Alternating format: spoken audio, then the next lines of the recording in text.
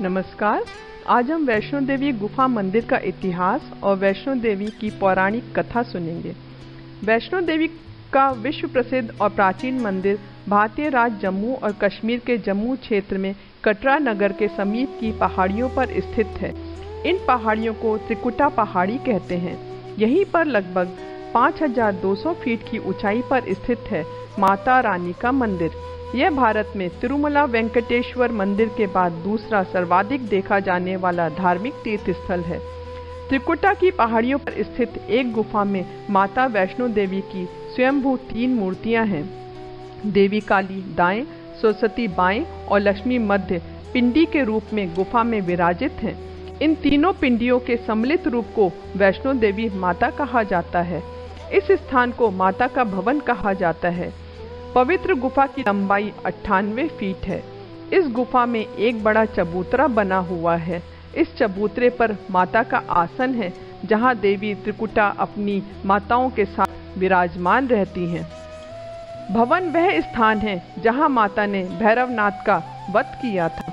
प्राचीन गुफा के समक्ष भैरव का शरीर मौजूद है और उसका सिर उड़कर 3 किलोमीटर दूर भैरव घाटी में चला गया था और शरीर यहीं रह गया था। जिस स्थान पर सिर गिरा था, आज उस स्थान को भैरवनाथ के मंदिर के नाम से जाना जाता है।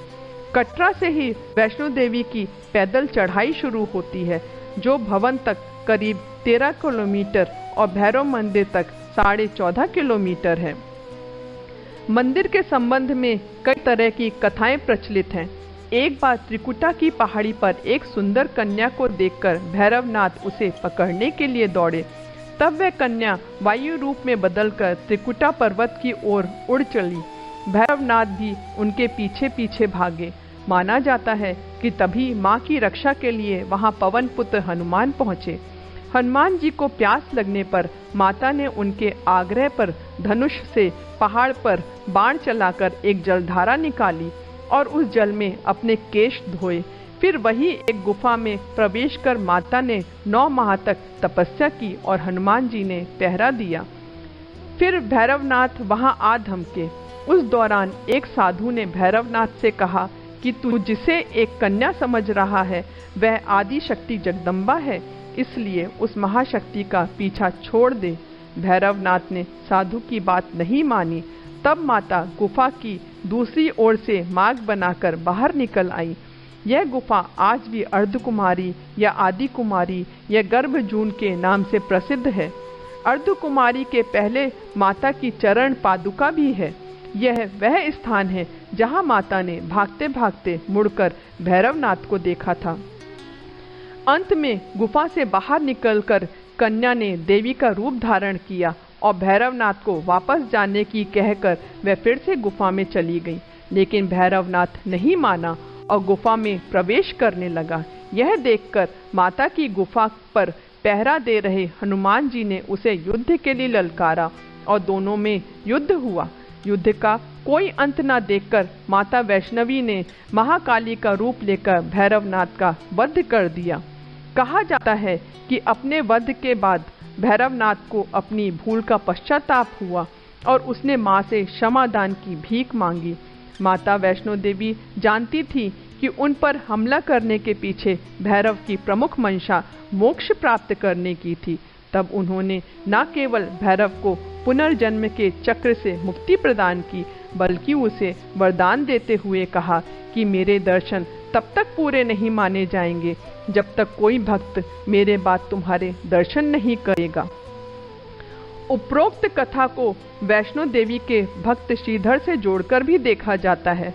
700 वर्ष से भी अधिक समय पहले कटरा से कुछ दूरी पर स्थित हंसाली गांव में मां वैष्णवी के परम भक्त श्रीधर रहते थे। वे निसंतान और गरीब थे, लेकिन वे सोचा करते थे कि एक दिन वे माता का भंडारा रखेंगे। एक दिन श्रीधर ने आसपास के सभी गांव वालों को प्रसाद ग्रहण करने का न्योता दिया और भंडारे वाले दिन श्रीधर अनुरोध करते हुए सभी के घर बारी बारी गए ताकि उन्हें खाना बनाने की सामग्री मिले और वे खाना बनाकर मेहमानों को भंडारा खिला सकें। जितने लोगों ने उनकी मदद की वह काफ़ी नहीं थी, क्योंकि मेहमान बहुत अधिक थे। वह सोच रहे थे कि इतने कम सामान के साथ भंडारा कैसे होगा। वे बहुत समस्याओं से घिरे हुए अपने को पा रहे थे और अब उन्हें बस देवी माँ से ही आस थी। वे अपनी झोपड़ी के बाहर पूजा के लिए बैठ गए। दोपहर तक मेहमान आना शुरू हो गए। श्रीधर को पूजा करते हुए देख जिसको जहाँ जगह मिली वह वहाँ बैठ गया। सभी लोग श्रीधर की छोटी सी कुटिया में आसानी से बैठ गए। श्रीधर ने जब अपनी आँख खोली तो सोचा कि इन सभी को भोजन कैसे कराएंगे।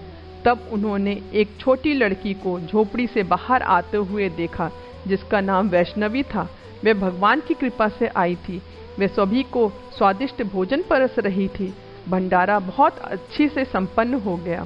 भंडारे के बाद श्रीधर उस छोटी लड़की वैष्णवी के बारे में जानने के लिए उत्सुक थे, पर वैष्णवी गायब हो गई और उसके बाद किसी को नहीं दिखी। बहुत दिनों के बाद श्रीधर को उस छोटी लड़की का सपना आया। उसमें स्पष्ट हुआ कि वह वैष्णो देवी थी। माता रानी के रूप में आई लड़की ने उसे गुफा के बारे में बताया और 4 बेटों के वरदान के साथ उसे आशीर्वाद दिया। श्रीधर एक बार फिर खुश हो गए और माँ की गुफा की तलाश में निकल पड़े।